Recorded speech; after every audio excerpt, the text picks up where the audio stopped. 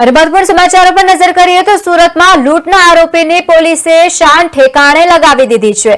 વેપારીનું અપહરણ કરી અને ત્યારબાદ યુએસડીટી દ્વારા કરાવી હતી રકમ ટ્રાન્સફર અને આ વચ્ચે પોલીસે આરોપીનો જાહેર માર્ગ ઉપર વરઘોડો કાઢ્યો છે। વેપારી લૂંટ કેસમાં પોલીસે 6 આરોપીઓની ધરપકડ કરી છે અને સાથે જ 3 દિવસથી જે સૂત્ર સતત ચર્ચામાં છે, કાયદામાં રહેશો તો ફાયદામાં રહેશો, અને પોલીસે તેનો સંદેશ આપતો વધુ એક વરઘોડો કાઢ્યો છે।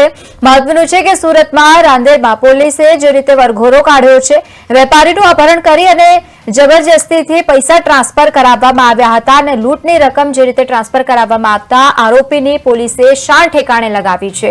જાહેરમાં વરઘોડો કાઢ્યો છે અને ત્યારબાદ લૂંટના મુખ્ય આરોપી વસીમ સહિત અન્ય 2 આરોપીઓની ધરપકડ કરવામાં આવી છે। આ લૂંટ કેસમાં એસઓજી પોલીસ દ્વારા કુલ 6 આરોપીઓની ધરપકડ કરવામાં આવી છે।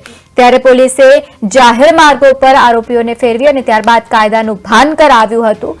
જાહેર જનતાને તેનો એક સંદેશ પણ આપવામાં આવ્યો।